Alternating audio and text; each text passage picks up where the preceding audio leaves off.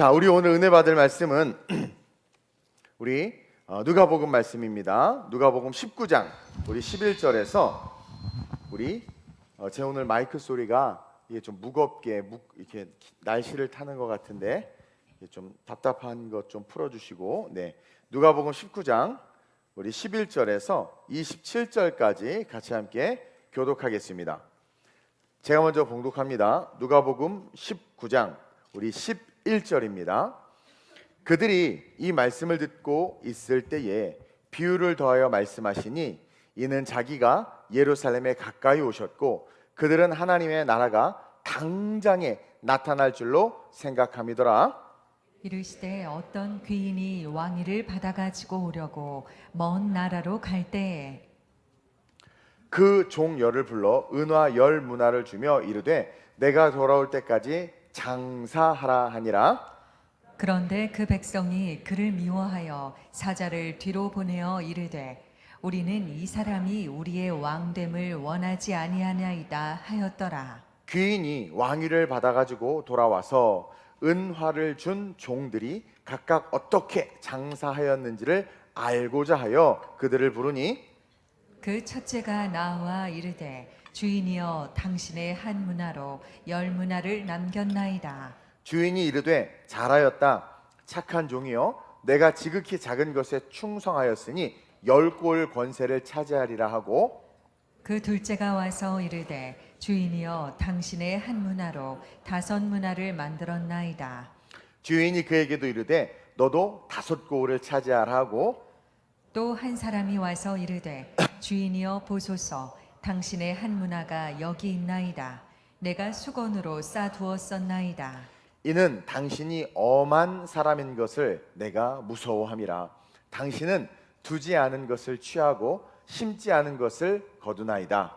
주인이 이르되 악한 종아 내가 내 말로 너를 심판하노니 너는 내가 두지 않은 것을 취하고 심지 않은 것을 거두는 엄한 사람인 줄로 알았느냐. 그러면 어찌하여 내 돈을 은행에 맡기지 아니하였느냐. 그리하였으면 내가 와서 그 이자와 함께 그 돈을 찾았으리라 하고 곁에 섰는 자들에게 이르되 그 한 문화를 빼앗아 열 문화 있는 자에게 주라 하니 그들이 이르되 주여 그에게 이미 열 문화가 있나이다. 주인이 이르되 내가 너희에게 말하노니 무릇 있는 자는 받겠고 없는 자는 그 있는 것도 빼앗기리라. 함께 그리고 내가 왕됨을 원하지 아니하 더 원수를 이리로 끌어다가 내 앞에서 죽이라 하였느니라. 아멘. 오늘 이 말씀을 가지고 제목을 한번 읽어보겠습니다. 시작. 열 문화 속에 숨어 있는 권세. 이 본문의 비유 속에 사실은 십자가와 재림의 주님 또 종말과 마지막 때가 다 들어 있습니다. 오늘 이 본문에 있는 이 비유는 예수님께서 메시아로서 청중들에게 마지막으로 공식적인 가르침을 가르쳐주고 있는 내용이에요. 그동안 예수님은 많은 이적과 기사를 행하셨어요. 그리고 방금 여리고에 있는 삭개오, 그 악랄하고 악했던 삭개오까지도 한 번에 변화된 사건이 나타납니다. 그러자 그곳에 있던 유대인들이 요동하기 시작하는 거예요. 여리고를 지나자마자 이제 예루살렘이거든요. 이제 저분이 곧 예루살렘에 들어가는데 지금 여기서 삭개오 저런 죄인도 변화됐지. 저분이 하신 일을 봐봐. 엄청난 역사가 있었잖아. 그럼 저분이 정말 예루살렘에 들어가는 순간 하나님의 나라가 도래하는 건가? 그 예수님이 계속해서 말했던 그 하나님의 나라가 정말 예수님이 예루살렘에 입성하면 나타나는 건가? 저분이 진짜 왕이 되는 건가? 저분이 정치적 메시아로서 유대인들을 건져내는 건가? 막 이런 생각들로 많은 유대인들이 웅성웅성되고 있었던 거예요. 이들은 주님이 예수님께서 말씀하셨던 그 하나님의 나라의 도래가 예수님이 예루살렘에 입성함과 동시에 예수님이 정치적 왕으로서 유대민족을 해방시키는 걸로 다 이해하고 있었던 거예요. 심지어 제자들조차도 그랬다니까요. 그래서 예루살렘에 입성하기 직전에 어떤 사건이 있었느냐. 마태복음 20장 20절에서 21절에 시작. 그때 세베대 아들의 어머니가 그 아들들을 데리고 예수께 와서 절하며 무엇을 구하니 예수께서 이르시되 무엇을 원하느냐 이르되 나의 이 두 아들을 주의 나라에서 하나는 주의 우편에 하나는 주의 좌편에 앉게 명하소서. 이제 이 세베대의 아들의 어머니가 보니까 이제 예수님이 예루살렘 들어가게 생겼어. 그러니까 어떻게 했는가? 빨리빨리 예수님에게 청탁을 좀 해야 되겠다. 그래가지고 야고보, 요한 지 두 아들을 데리고 와가지고 뭐예요? 예수님, 당신이 예루살렘에 들어가거든, 당신이 왕이 되거든, 하나는 우편에 하나는 좌편에 세워달라는 거야. 그렇죠? 그러니까 유대인들뿐만 아니라 심지어 제자들의 어머니, 따르는 여인들조차도 예수님의 예루살렘 입성이 이 땅에서의 정치적 메시아, 해방자로서의 왕이 되어 통치할 것에 대한 잘못된 기대, 잘못된 하나님의 나라 지식을 가지고 알고 있었던 거예요. 그래가지고 아들 세워달라고 청탁하는 겁니다. 근데 더 웃긴 건 그 얘기를 딱 하니까 그 얘기를 듣고 있던 10명의 제자들의 반응을 보세요. 만약에 제자들 중에 하나라도 껴있는 자가 있었다면 그 이야기를 할 때, 노이즈 좀 잡아주세요. 그 이야기를 할 때 콧 웃음 쳤을 거야. 근데 이 2명뿐만 아니라 10명의 제자들도 어떤 반응을 보이느냐? 마태복음 20장 24절입니다. 시작. 열 제자가 듣고 그 두 형제에 대하여 분이 여기거늘 우리 엄마는 뭐 하고 있어? 아니 쟤네들은 엄마한테 지금 치맛바람 일으키고. 10명 역시 분이 여겼다는 건 이 10명 역시 이 땅 가운데 예수님의 좌우에 서고 싶었던 거예요. 신앙도 없는데 장도 되고 싶어하고, 봉사와 섬김도 없는데 축복받고 싶고, 주께서 우리에게 요구하는 것 단 1도 안 하면서, 영적인 것은 단 1도 순종하지도 못하고 바라보지도 못하면서 우리가 발을 딛고 서 있는 이 땅 관계 속 교회 공동체 안에서 드러나고 싶고 높임받고 싶고 인정받고 싶었던 거죠. 그러니까 이들은요 3년을 예수님을 쫓아다녔지만 썩어질 이 땅에서 단 1도 눈을 떼지 못하고 있었던 거예요. 단 1도 눈을 들어서 주님과 하나님을 보지 못하고 있었던 거예요. 예수님에 대해서도 그분이 그렇게 먹고 자고 하면서 가르쳤는데도 불구하고 그분의 말씀을 이해하지도 못했고 그 뜻과 그 신앙에 대해서 단 1도 인식하지 못하고 있었던 거예요. 그냥 이들은요 예수님 3년 잘 따라다녔으니까 좌의정 우의정, 예수님 3년 잘 다녔으니까 뭐 국방부 장관 내무부 장관 됐으면 좋겠다라는 거죠. 즉 이들은 신앙생활하면서 자기가 했던 공로, 노력, 정신통일을 통해서 자기 행위들을 통해서 인정받고 이 땅에 기반을 둔 하나님의 나라에서 서고 싶었던 거예요. 그러니까 이 땅에 기반을 둔 하나님의 나라에서 서고 싶었던 거예요. 천국에서 내 모습이 어떨지가 아니라 사람들이 보는 이 교회 안에서, 이 세상 안에서 대형 교회 장로다, 나는 교회를 위해서 이런 일을 했다, 어떤 이 보여지는 것에서 자기를 세우고 싶었지 하나님의 나라, 도리의 하나님의 나라를 보지 못하고 있었다라는 거죠. 완전 엉망의 신앙이죠. 그러니까 하나님의 나라는 이 땅을 말하는 것이 아니며 그의 나라는 권력이나 권세가 있는 것이 아니다. 눈물도 아픔도 슬픔도 고통이 없는 그냥 그 빛 자체에 거하는 삶인데 그 도래할 하나님의 나라에 대한 기대와 소망 없이 이해하려고 하지도 않고 그냥 예수님과 함께 초가 삼간 지어놓고 예수님과 같이 살고 싶었던 거예요. 예수님의 권세에 기생해서 그 권세를 누리고 예수님의 권세에 붙어서 그 권세의 축복을 받는 그런 지극히 세속적 관점에서의 신앙생활을 하고 있었다라는 거죠.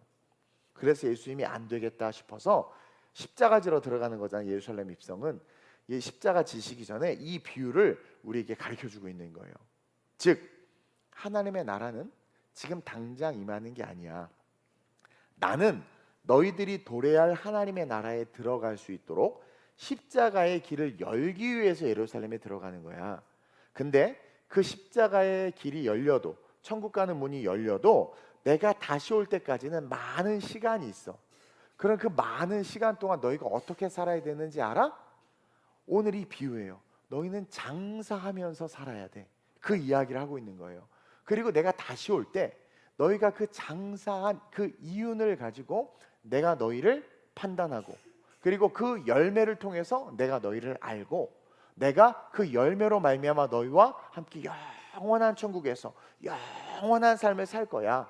따라서 너네들은 지금 here and now, 여기가 아니라 도래할 하나님의 나라를 바라볼 수 있어야 돼 라고 시선과 방향을 수정해 주는 본문이 오늘이 본문이에요. 그게 11절이에요. 시작. 그들이 이 말씀을 듣고 있을 때에 비유를 더하여 말씀하시니 이는 자기가 예루살렘에 가까이 오셨고 그들은 하나님의 나라가 당장에 나타날 줄로 생각함이더라. 자, 이들의 오해. 예루살렘은 가까이 왔는데 이들은 오해하고 있죠. 그래서 그 오해와 예루살렘 사이에서 우리가 어떠한 신앙으로 서 있어야 되는지를 풀어주고 계시는 거예요. 따라서 이 열 문화의 비유를 통해서 우리가 첫 번째 깨달아야 될 진리는 뭐냐면, 시작. 그날이 오기까지 우리는 권세를 가져야 합니다. 십자가의 문이 딱 열렸어요. 근데 우리 지금 바로 재림하지 않잖아. 재림할 때까지 텀이 있는데 그 있는 텀 동안 우리의 애티튜드, 우리의 자세는 뭐예요? 권세를 가져야 돼. 권세를 가지기 위한 삶을 살아야 돼요. 그럼 이 권세가 뭐냐? 자, 이 비유의 시작을 보면 예수님은 자신을 어떤 귀인, 귀한 사람으로 비유하면서 우리에게 열 문화를 이렇게 나눠주고 있어요. 즉, 종 10명을 불러서 은화를 한 문화씩 주면서 그것을 가지고 장사라는 거예요. 이게 사명입니다. 그래서 이 문화를 가지고 장사하게 하는데, 이 문화가 문제인 게 뭐냐면, 한 문화는, 은화 한 문화는 그냥 대략 100데나리온 정도밖에 안 돼요. 다른 말로 말하면 노동자의 하루 품삯이에요. 오늘날로 따지면 뭐 한 10만 원, 20만 원 정도 되겠죠. 그러니까 그 작은 돈을 가지고 장사를 하라는 거예요. 이게 좀 말이 안 돼요. 어떻게 10만 원 가지고 장사를 합니까? 1억 있어도 못하는 판인데. 그래서 13절입니다. 시작. 그 종 열을 불러 은하 10문화를 주며 이르되 내가 돌아올 때까지 장사하라 하니라. 자, 그리고 15절에 왕위를 받아서 이제 예수님이 돌아온단 말이에요. 재림의 주님이에요. 돌아오는데 15절에 돌아오기까지 13절과 14절 사이에 이런 말씀이 있어요. 15절 사이에 14절이죠. 시작. 그런데 그 백성이 그를 미워하여 사자를 뒤로 보내어 이르되 우리는 이 사람이 우리의 왕됨을 원하지 아니하나이다 하였더라. 13절에 장사해라. 15절에 예수님이 다시 오세요. 근데 13절과 15절 사이에는 14절이 컨텍스트인데, 이게 뭐냐면 그 백성이, 다시 말하면 한 문화를 가지고 장사를 해야 되는 그 지역, 그 문화, 그 사람들이 사자를 뒤로 보내어 이르되 우리는 이 사람이 우리의 왕됨을 원하지 아니하나이다 하였더라. 이것은 뭐냐면 예수님을 믿고 예수님을 따르는 것, 다시 말해서 당대의 유대인들, 바리새인들, 기득권 세력들이 예수님을 미워하는 상황이라는 거예요. 그분이 다시 오는 걸 원하지 않을 뿐만 아니라 예수님을 따르는 자들이 주가 되어 움직이는 것 자체를 싫어한다라는 거죠. 쉽게 말하면 기독교는 핍박받을 수밖에 없고 예수 믿으며 살아가는 삶은 고통일 수밖에 없는 거예요. 즉, 그런 그들 가운데서 장사를 한다는 건 쉽지 않은 거예요. 다른 말로 말하면 너네들에게 장사라고 명령을 하지만 너네들이 그 한 문화를 가지고 장사를 해야 되는 그 삶의 필드는 심각한 상황이라는 거, 어려운 상황이라는 거, 시련과 역경이 있을 수밖에 없다라는 거예요. 근데 나는 반드시 다시 올 거야. 15절에 다시 오시잖아요. 나는 반드시 다시 올 거야. 그래서 그때 환경이 상황이 어떠하든 내가 너에게 명령한 건 장사라는 거잖아. 그래서 장사한 그 결과, 그 열매를 보겠다라는 거예요. 여러분, 우린 여기에 집중해야 돼요. 15절에서 17절입니다. 시작. 귀인이 왕위를 받아가지고 돌아와서 재림의 주님이에요. 재림의 주님. 계속. 은하를 준 종들이 각각 어떻게 장사였는지를 알고자 하여 그들을 부르니 그 첫째가 나와 이르되 주인이여 당신의 한 문화로 10문화를 남겼나이다. 주인이 이르되 잘하였다 착한 종이여 내가 지극히 작은 것에 충성하였으니 10고을 권세를 차지하라 하고. 이 첫 번째 사람은 핍박하는 유대인들 가운데서도 단돈 10만 원, 20만 원을 들고 장사를 한 거예요. 어렵지만 순종한 거죠. 근데 장사를 했더니 10문화를 남겼어. 엄청난 10배 이익을 얻은 거예요. 그러니까 주인이 와가지고 칭찬하는 거야. 착하고 충성된 종아 잘했다. 너가 잘했으니까 내가 10고을 권세를 줄게. 또 두 번째 사람도 부르니까 주인이여 내가 한 문화를 가지고 5문화를 남겼나이다. 이도 열심히 순종했어. 어려운 상황이지만 기독교가 핍박받는 상황이요, 전도가 안 되는 상황이요, 교회가 무너지는 상황이요, 교인들이 세상에서 그냥 아주 그냥 부정적인 이미지가 가득한 그런 상황인데도 불구하고 순종해서 어쨌든 장사를 했어요. 다 이기고. 그랬더니 5문화가 남은 거죠. 그러니까 동일하게 10문화 남긴 사람과 동일하게 동일한 칭찬과 함께 너 5문화 남겼으니까 5골 다스리는 권세를 줄게. 이렇게 이야기를 한 겁니다. 하루품삯 가지고 여러분, 이 하나의 문화로 10개의 수익을, 하나의 문화로 5개의 수익을 냈다? 1과 10 사이에, 1과 5 사이에 뭐가 있어요? 여러분, 뭐가 있어요? 뭐가? 한 문화가 10문화가 되고 한 문화가 5문화가 됐어요? 상황은 너무나 어렵습니다. 근데 한 문화를 가진 자가 뭐예요? 순종했더니 10문화가 됐고 순종했더니 5문화가 됐다. 즉 1과 10 사이에 있는 키워드가 뭐냐면 권세라는 거예요. 권세. 다시 말하면 우리는요, 우리 그리스도인들의 존재는 이 땅 가운데서 이윤을 남길 수밖에 없는 존재들이라는 거야. 저와 여러분들은 순종만 하면, 저와 여러분들은 주님의 명령에 아멘하고 그냥 걸어만 가면 우리의 존재 자체는 이윤을 남길 수밖에 없는 존재라는 거예요. 상황 환경이 어떠하든 우리가 내게 주신 말씀 붙잡고 걸어가면, 산신령의 말이 아니라 하나님의 말씀 딱 붙잡고 걸어가면 우리는 반드시 이윤을 남길 수밖에 없는 존재라는 거죠. 그것을 선언적으로 선포해주고 있는 겁니다. 그래서 반대로 그 한 문화를 그대로 수건에 쌓아 놓았다가 주님 그대로 하나도 잃어버리지 않고 가져왔습니다라고 말한 그 사람을 책망하고 심판하는 거예요. 왜냐하면 잃어버리지 않았잖아. 주인이 준 문화 그대로 갖고 있었잖아요. 그래서 그냥 내놓은 거예요. 차라리 이걸 가지고 내가 장사했다 잃어버리고 빼앗기느니 그냥 가만히 갖고 있다 드려야지. 그렇죠? 우리는 신앙생활하면서 온갖 이유와 핑계와 변명을 댑니다. 뭐 집이 멀어서 교회를 못 오고, 직장 때문에 못 오고, 교회에 꼴보기 싫은 사람이 있어서 안 오고, 뭐 목사님이 그냥 생긴 게 마음에 들어서 안 오고, 뭐 여러 가지로 에어컨이 너무 세서 안 오고, 뭐 온갖 이유들을 대. 근데 중요한 건 뭐냐면 주님이 나에게 하신 그 명령은 상황과 환경과 상관없는 거예요. 즉 마지막 때 주님이 우리에게 요구하는 건 내가 너에게 던진 그 명령을 상황과 환경 핑계대는 것이 아니라 행했느냐 행하지 않았느냐. 아니 저는 그냥 나 하나 구원받기 위해서 그냥 가만히 얌전히 상처 주지도 않고 받지도 않고 그냥 잘하고 있었는데요, 책망받아 버림받는다니까요. 왜냐하면 우리 존재는요, 저와 여러분들의 존재는 말씀에 순종만 하면 열매를 맺게 돼 있다라는 거예요. 근데 한 문화를 그대로 놔뒀다라는 건 뭐가 있는 거예요? 순종을 하지 않은 거예요. 근데 단순하게 순종을 하지 않은 것이 아니라 순종하지 않음으로 주님이 안타까운 건 너라는 존재의 가치를 발견하지도 못하고, 너라는 존재의 가치를 세상에 드러내지도 못하고, 내가 너를 지은 나의 형상과 모양이 네가 살아가는 삶에 나타나지 않은 것에 대한 하나님의 책망이라는 거예요. 22절에서 23절 볼까요? 빠르게 읽겠습니다. 시작. 주인이 이르되 악한 종아 내가 내 말로 너를 심판하노니 너는 내가 두지 않은 것을 취하고 심지 않은 것을 거두는 엄한 사람인 줄로 알았느냐. 보세요. 예수님을, 주인을 완전히 왜곡하고 있잖아요. 완전히 이 주인이요, 두지 않은 것을 취하고 심지 않은 것을 거두는 사람으로 착각하고 있는 거야.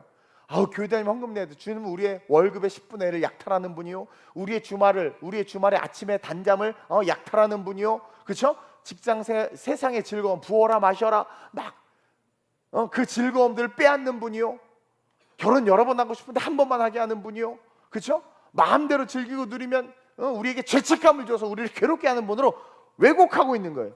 세상 사람들이 말하는 교회관을 가지고 교회는 이래야 되는데 저렇고 저래야 되는데 저렇고 하면서 하나님이 말씀하시는 교회관, 하나님이 말씀하신 신앙생활에 대해서는 1도 생각하지 않은 채 왜곡된 신앙을 갖고 있는 거죠. 계속.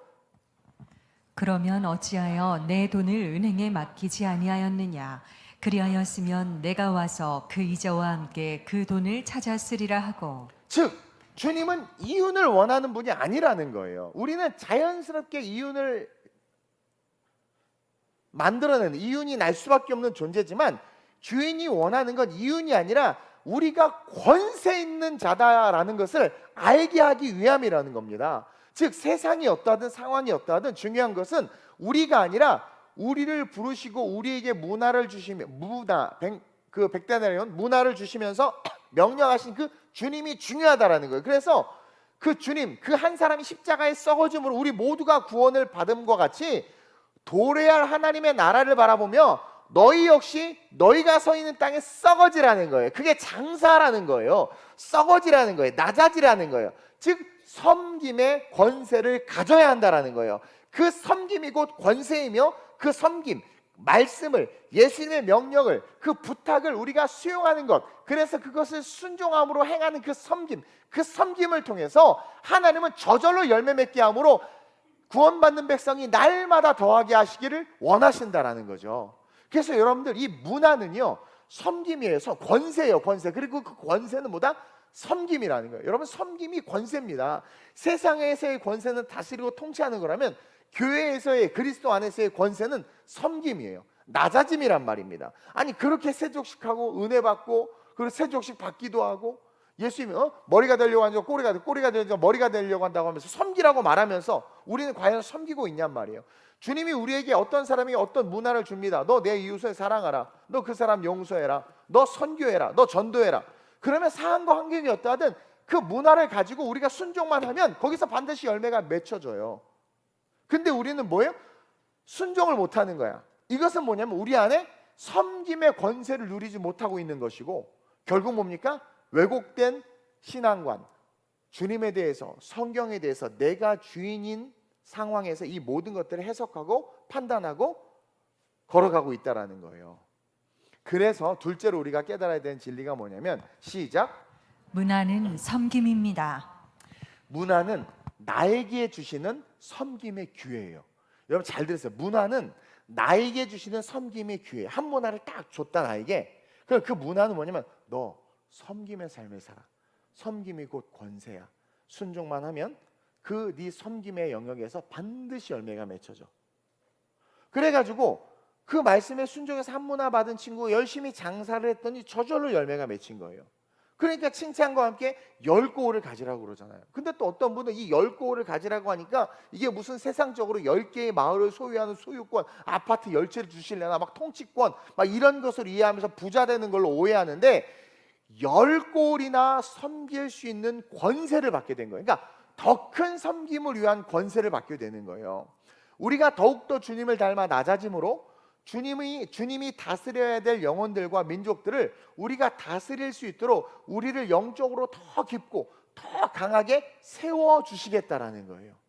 그리고 더 나아가서 10고을을 다스린다는 것은 철저한 자기 부인을 하게 된다라는 거죠. 한 고을 섬기기도 힘든데 10고을을 섬기려면 내가 없어져야 되거든요. 다시 말해서 너는 10고을을 받을 거야. 즉 철저한 자기 부인을 통해서 영혼 구원을 위한 권세를 받고, 다시 말하면 예수님을 닮은 섬김과 헌신을 통해서 어때요? 그리스도화 되어가는 삶이 된다는 거죠. 마태복음 25장 21절에 나오는 달란트의 비유와 이 열문화의 비유는 같은 맥락이에요. 그래서 마태복음 25장 21절에 보니까 뭐라고 이야기하면 내 주인이 잘하였도다 착하고 충성된 종아 네가 적은 일에 충성하였으면 내가 많은 것을 내게 맡기리니 내 주인의 즐거움에 참여할지어다. 여기서 많은 것을 맡긴다고 한 것은 달란트를 더 많이 준다가 아니에요. 그 달란트에 순종해서 섬겼더니 풍성한 열매가 맺었던 것처럼 뭐예요? 더 많은 것을 내게 맡기겠다. 더 많은 섬김을 할 수 있도록 우리를 세워주시겠다라는 거예요. 그래서 교회의 성장은 내가 무슨 대형 교회가 되고 우리 교회 나는 큰 교회를 다 이것이 아니라 더 많은 섬김을 계속해서 섬김을 펼쳐 나가야 된다는 거예요. 그래서 여러분 교회는 주님이 오시는 그날까지 계속해서 세워져야 돼요. 그리고 우리가 저기 청천교회 세웠잖아요. 거기 막 사실 동백은 유흥가가 없는데 그나마 거기가 유흥가잖아. 근데 우리 청천교회가 세우고 다시 이렇게 들어왔더니 그 자리에 또 교회가 들어오고 5층에도 교회가 들어오고 그 옆에도 교회가 들어오고 난 너무 좋아. 우리가 거기에 거룩한 홀리필드 하나님의 나라를 세우니까 거기에 막 교회들이 지금 계속 들어오고 있어요. 그래서 와 좋다. 얼마나 좋아. 여러분 교회는 지금 기독교 인구가 급속하게 줄어들고 있죠.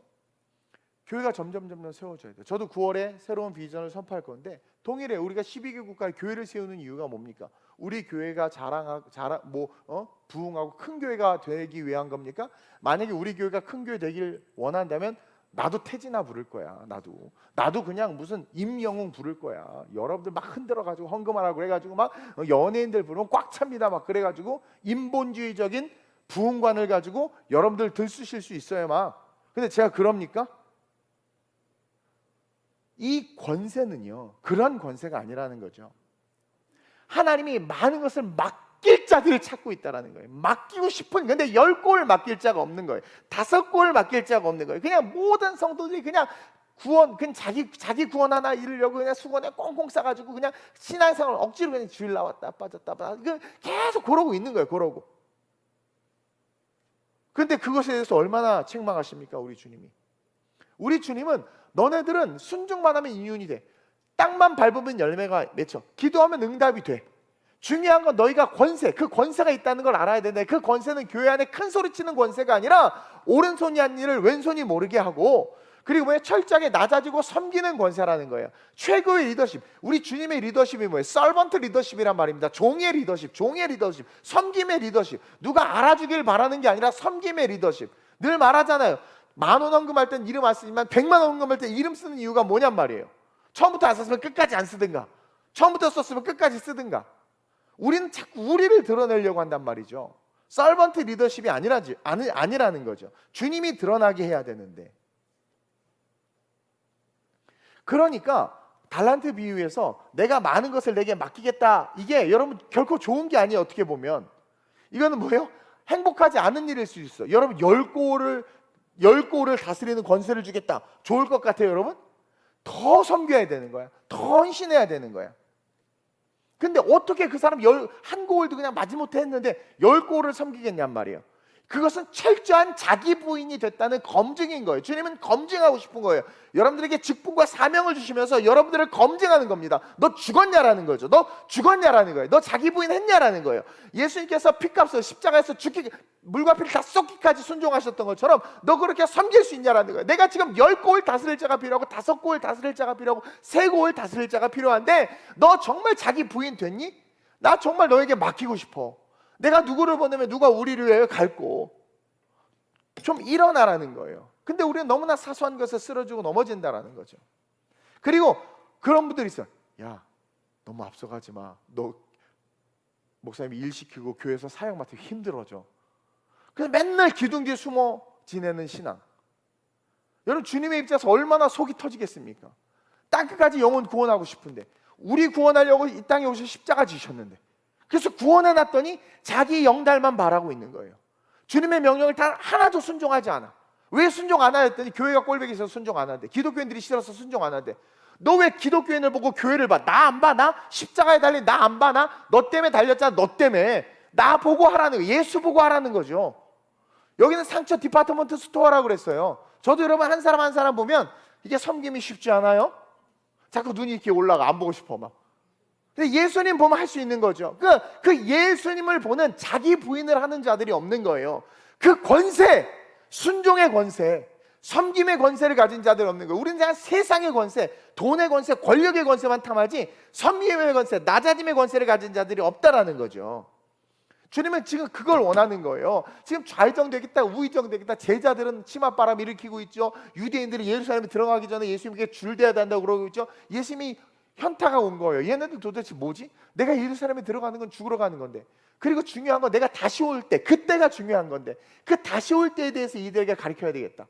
교회에 갔다가 돌아오는데 가기 전에 한 문화씩 줬지. 성경 말씀에 우리에게 주신 사명이에요. 그러면 그것들을 가지고 열매를 맺어야 돼. 근데 재밌는 건 하기만 하면 열매를 맺는데, 저 순종했는데 개척했더니 열매를 맺혔지. 하기만 하면 열매를 맺어요. 선교 갔더니 열매 맺는단 말이에요. 근데 안 하는 거예요. 안 하는 이유가 뭡니까? 자기 부인을 못하고 하나님을 왜곡해서 아는 거예요. 자기 신앙을 가지고 신앙생활하는 거예요. 그래도 주님이 날 사랑한다고 착각하고 있는 거예요. 주인이 와서 딱 줬어. 얼마나 신앙관이 좋냐. 주님, 당신은요 이런 분이죠? 내가 다 알고 있었어요?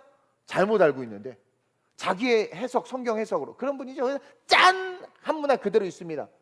이 악한 종 갖다 끌어내 던져버리라고. 이게 오늘 한국교회 모습, 대부분의 성도의 모습 아닙니까?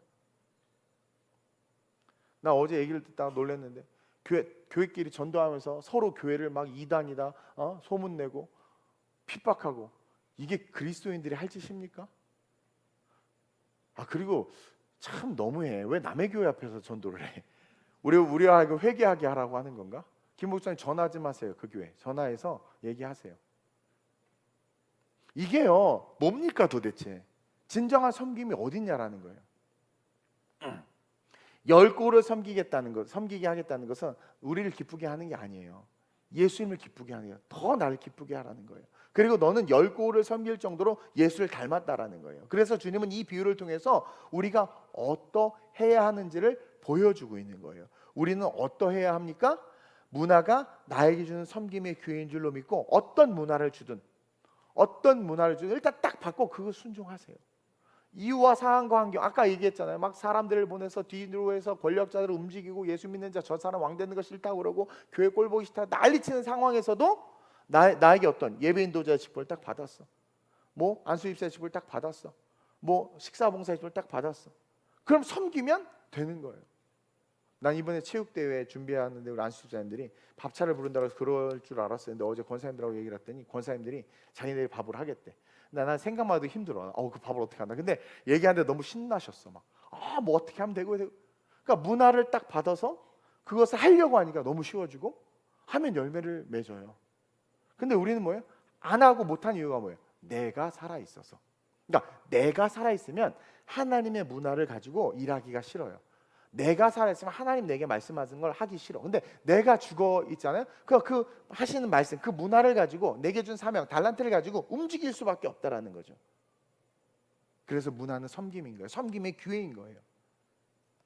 따라서 마지막으로 시작. 우리는 십자가에서 죽어야 합니다. 이 열문화의 비유의 결론은 죽으라는 겁니다. 죽으라는 거예요. 이 열문화의 결론은 십자가에서 죽어야 된다라는 거예요. 안 그러면 이 마지막 친구가 어떻게 됐어요? 영원한 천국에서 버림받는 것처럼 버림받아요. 즉 너네 십자가에서 죽어. 내가 예루살렘 들어가는 건 십자가에서 죽기 위함이잖아. 너희도 십자가에 죽어야 너희 각자에게 말씀하시는 사명을 받을 수 있고 그 사명대로만 살아가면 천대까지 복을 받아. 그리고 그 사명대로만 살아가면 세상 끝날까지 내가 너와 함께 할 거라고 했지. 임마누엘의 축복이 나타나는 거야. 네가 안 죽으니까, 네가 너의 너됨을 신앙의 의로 드러내니까 하나님께서 너를 쓰실 수 없다라는 거죠. 그리고 사실 죽은 사람이 무슨 반응이 있어요? 죽은 사람 반응 없거든요. 근데 죽지 못하기 때문에 우리는 계속해서 넘어지고 쓰러지는 겁니다. 우리가 계속 악하고 넘어지고 계속 불순종하는 것은 문화를 수건에 쌓아 숨겨두는 거예요. 즉 십자가에 죽지 못한 것을 상징하는 겁니다. 십자가에 죽지 못한 자들은 여러분 예수님을 정확하게 알 수 없어요. 이 친구가 십자가에서 죽지 않았기 때문에 예수님을 오해하고 있잖아요. 예수님은 이런 분이시잖아요. 그래서 내가 이렇게 했거든요. 나는 우리 청년들한테 옛날에 제일 듣기 싫었던 말이 그래도 주님 나 사랑하잖아요. 그러면 막 뚜껑 열려고 그래. 그래도 주님 나 사랑하잖아요. 너무 무책임하고 너무 이기적이고 자기중심적 아닌가요? 개판으로 살아. 근데 그래도 나 사랑하잖아요. 그 틀린 말은 아니야 또. 그렇죠? 그러니까 더 미워. 그래 주님 너 사랑하지. 전 인류 다 사랑하지. 그럼 너는 주님을 사랑하니? 사랑한대. 그럼 그분을 위해서 작은 발돋움이라도 옹알이라도 해야 되는 거 아니야? 그래서 사탕 먹으면 그래서 주일날 나오잖아요. 진짜 이빨을 다 뽑아버리고 싶어. 진짜. 그 주일날 나오잖아요. 주님은 나한테 감사해야 돼요. 나 헌금도 하거든요. 그게 그리스도인입니까? 십자가에서 죽지 못한 거죠. 여러분 십자가에 죽지 않으면 말씀을 제대로 못 들어요. 그리고 말씀이 제대로 와닿지 않아요. 그분의 뜻을 알 수. 왜? 이 말씀은 내가 죽고 다시 태어난 자들에게 주시는 생명의 말씀이거든요. 근데 죽지 않은 자들 이 말씀 보면 잠만 오고 읽어도 이해가 안 돼요. 근데 거듭난 자들이 보면 그냥 눈물 그 자체, 너무 감사 그 자체야. 그리고 천국이 선명하게 보이니까 나는 없어. 맨날 찬양으로 나는 죽고 주가 살고 다 구라 찬양이야. 구라 찬양. 정말 죽어야 되는데 안 죽어. 그러니까 우리의 삶에 뭐예요? 계속 아픔이 있는 거예요. 그러니 말씀대로 순종하지 못하고 자기의 각자의 이성대로 살다가 그렇게 나는 이게 좋은 신앙생활인 줄 알았는데 결국 어떻게 해요? 버림받는 거야. 난 수건에 잘 쌓아두는 게 버림받는 건데 그것도 모르는 거죠. 21절에 보면 주인이여 보소서 당신의 한 문화가 여기 있나이다. 그러면서 21절에 당신이 엄한 사람인 것을 내가 무서워함이라. 주님이 엄한 사람입니까? 그리고 두지 않은 것을 취하는 분입니까? 두지도 않았는데 그냥 막 취합니까? 심지 않은 것을 막 거두는 분입니까? 아니죠. 근데 완전히 왜곡하고 있는 거예요.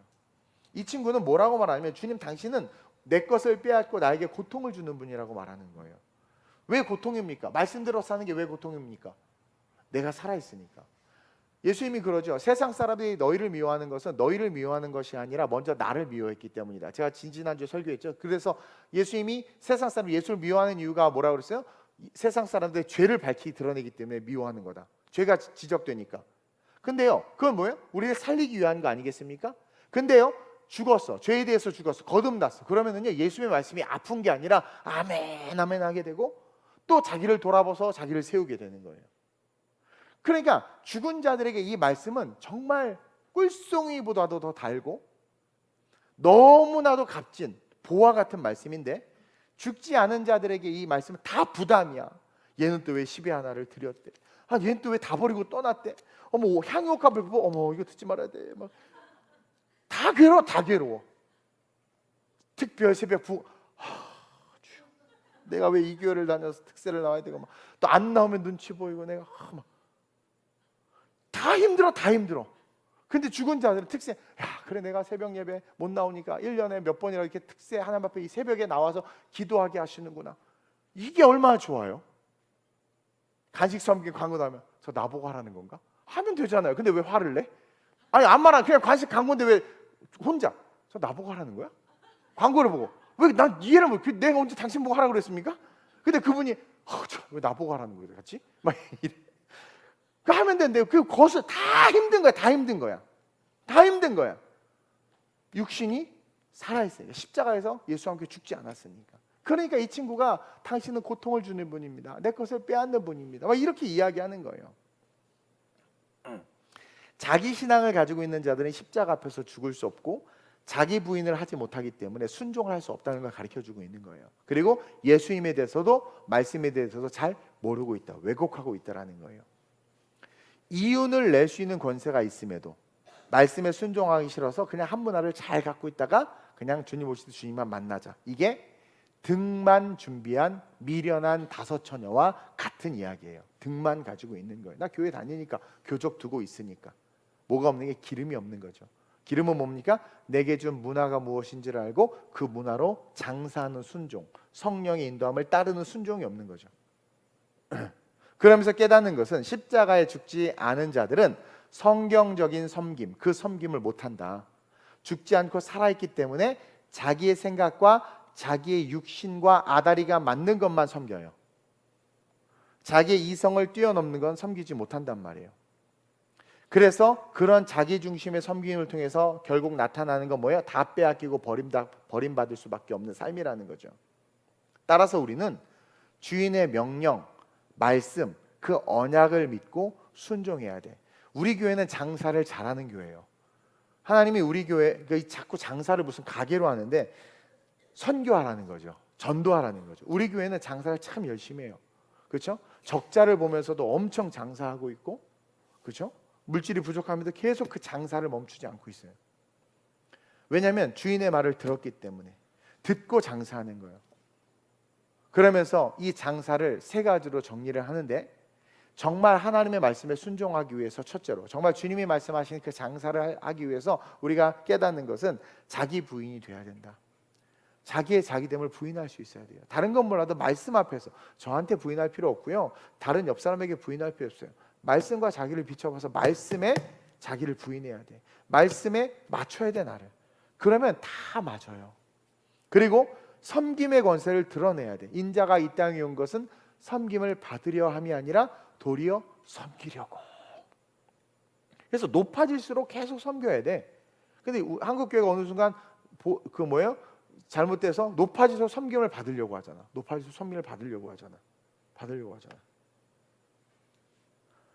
섬김의 권세가 있어야 돼요. 그리고 장사, 자기 부인과 그 섬김의 권세를 드러내면서 땅끝까지 복음을 증거하는 것.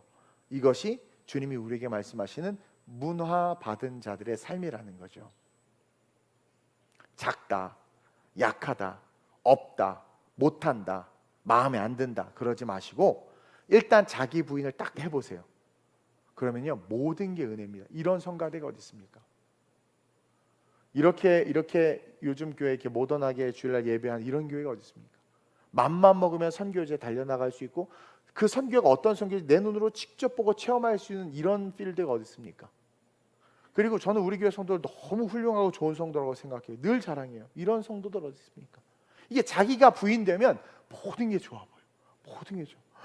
어머, 물이 아직도 3분의 2나 있네. 아씨, 반밖에 안 남았네. 이게 아니라 어머, 아직도 반이나 있네. 자기가 부인이 되면 너무 좋아요. 너무 좋아. 제가 예배당이 좁아가지고 좀 투덜댔어요. 사실은 본당도 좁고 다 좁고 좁다. 근데 갑자기 있는데 순간 책망을 하시면서 감동이 오는데 너 예배당 몇 개 있냐 이런 마음이 오는 거예요. 근데 이 조그만 데 예배당이 5개나 있어. 많다.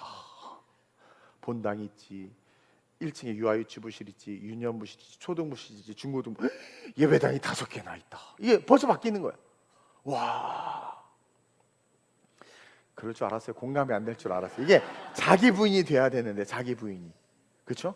그러면 무엇이든 할 수 있는 거예요. 내게 능력 주시는 자 안에서 이윤을 낼 수밖에 없어요. 여러분, 우리는 정말 이윤을 낼 수밖에 없어요. 어제 뭐 얘기하다가 한 권사님이 우리 주일날 식사 한 200인분 300인분 준비해서 얼마야? 한 16만 원 했대. 놀래. 거봐, 열매를 내자. 우리 16만 원 가지고 300명이 먹어. 저봐, 공감을 안 할 줄 알았어요. 관심이 없거든. 그래서 저와 여러분들 자기 부인을 해야 돼요. 그리고 여러분들의 삶에 걸어가기만 하면 100% 이윤이 납니다. 우리는 그런 존재입니다.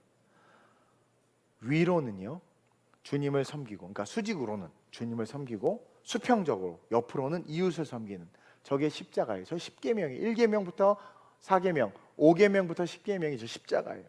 위로는 주님을 섬기고 옆으로는 이웃을 섬기면서 하나님 나라의 그 십자가를 확장하면서 걸어가는 성도들이 저와 여러분들이 됐으면 좋겠습니다. 그래서 우리에게 준 문화, 나에게 준 문화가 무엇인가? 어떤 사람은 그게 밥일 수 있어요. 우리 차유선 집사님 그냥 열심히 우리 그 선교팀에서 주일 밤마다 땀 흘려가면서 우리 이정환 성도님과 같이 식사 준비하는 거, 내게 준 문화를 쓰는 거예요. 그거 힘들어서 어떻게 했더니 쉽대. 그거 쉬워요. 문화를 가지고 자기가 부인이 돼서 그 일을 하면 쉬워. 누가 그래? 아니 어떻게 그렇게 우리 이 선교하니? 그건 쉬워. 그러니까 여러분, 그게 쉬운 일이 돼야 돼요. 하기만 하면 우리는 이익을 낼 수밖에 없는 존재다. 이제 영적인 이윤을 내는 삶으로 그 쉽고 그냥 들어가도 복을 받고 나가도 복을 받는 그 일들을 해내는 진정한 주님의 문화를 받고 순종하여 오실 때 칭찬받는 그런 성도들로 일어나시길 주님의 이름으로 축원드립니다. 오늘 이 말씀을 기억하면서 이렇게 기도합시다. 하나님, 내가 자기 부인을 할 수 있도록 내 안에 성령을 주옵소서. 자기 부인을 통해서 섬김의 권세가 내 안에 살아나게 하여 주옵소서. 우리는 드러나고 높아지려고 했는데 예수님은 성경 어디에도 자기가 드러나고 높아지려고 하셨던 모습이 없음을 봅니다. 그렇다면 하나님, 주님의 섬김은 뭡니까? 10골을 섬길 수 있을 정도의 크고 위대한 하나님 나라를 위한 사명입니다. 내가 그 사명 감당하게 하여 주옵소서. 거룩한 장사를 할 수 있는 내가 되게 하여 주옵소서. 하나님, 문화의 많고 적음이 아니라 동일한 다 한 문화였습니다. 그러나 상황은 심각했습니다. 그럼에도 불구하고 섬김의 기회를 주신 그 기회를 붙잡고 순종한 자들은 열 문화를 남긴 것 같이 내가 주님 오셨을 때 올려드릴 수 있는 영적인 열매가 충만히 이 땅 가운데 살아가는 삶 가운데 맺혀지게 하여 주옵소서. 내가 주님의 자녀임이 세상에 드러나고 증거되게 하여 주옵소서. 주만 바라보게 하여 주옵소서. 주님 한번 부르 기도합니다. 주여! 좋으신 아버지, 하나님, 오늘날 하나님 이기적이고 자기 중심화되어 살아가고 있는 이 시대 속에서 하나님 여지없이 그 열매들로 나타나는 것이 교회의 분열과 다툼과 성도들의 빠져나감과 가난한 성도들의 증가입니다. 한국 기독교가 점점 쇠퇴하고 있고 교단들은 그 이기심으로 말미암아 모든 교단 총회들이 무너지고 있는 이런 시대를 우리는 살아가고 있습니다. 하나님, 그것들을 판단하며 정죄하는 건 쉽지만 그 화살을 우리가 우리 스스로에게 과연 돌릴 수 있는지 돌아보길 원합니다. 나는 정죄받지 않을 수 있는가? 나는 판단받지 아니할 수 있는가? 사실 우리는 죄 그 자체인데 그 죄를 용서해 주신 그 주님을 바라보지는 못한 채 자칭 의로움에 빠져서 판단과 정죄의 늪에 빠져서 허우적거리며 살고 있는 초라한 존재임을 깨달아 알게 하여 주옵소서. 하나님은 우리에게 문화를 주시고 우리로 하여금 이 땅 가운데서 장사라고 말씀하십니다. 주님 오시는 그날까지 하나님의 말씀에 순종하여 하나님은 환경과 상황을 탓하는 것이 아니라 섬김의 삶을 살라고 말씀하신 그 말씀에 순종하여 우리는 삶을 살아내야 합니다. 그럴 때 우리는 열고를 다스릴 수 있는 축복, 다시 말하면 더 큰 섬김과 더 큰 영적인 삶을 살아갈 수 있는 은혜가 우리에게 임할 수 있다는 것을 보오니 그와 같은 삶을 살아낼 수 있는 아름다운 우리의 모든 성도들 되게 하여 주옵소서. 하나님, 삶으로 섬기게 하시고 입술로 언어로 섬기게 하시고 물질로 섬기게 하시고 재능과 은사로 섬기게 하시되 그 섬김이 인정받고 높임받기 위함이 아니라 주님이 나에게 명령하셨고 나에게 주신 달란트이기 때문에 그저 섬길 수 있는 그런 아름다운 우리의 모든 성도들 되게 하여 주옵소서. 그러므로 말미암아 잃어버린 영혼들을 주께로 인도하고 죽어가는 영혼들을 주께로 하나님 모을 수 있는 주님께서 마지막 우리에게 주신 그 위임령을 그 사명을 잘 감당할 수 있는 우리 성도와 우리 교회 될 수 있도록 주님 역사하시고 축복하여 주옵소서. 오직 성령 안에서 승리하며 아름답게 열매 맺는 자들로 일어나게 하여 주옵소서. 주님의 영광이 가득한 삶이 아름다운 우리 교회의 삶이 되게 하여 주옵소서. 주님, 우리는 오늘 말씀을 통해서 보았습니다.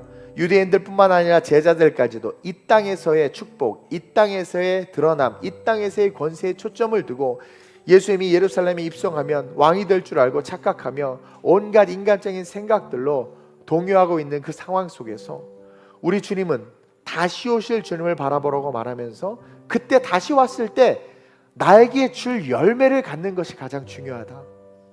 내가 너희에게 열매를 맺을 수 있도록 한 문화씩 줄 테니까 그 문화를 가지고 그냥 순종만 하면 이윤을 낼 수밖에 없으니 순종하라고 말씀하신 이 말씀을 듣고 주님 오셨을 때 우리 모든 성도들과 우리 교회가 열 문화를 남기는 축복받는 교회와 성도들 되게 하여 주옵소서.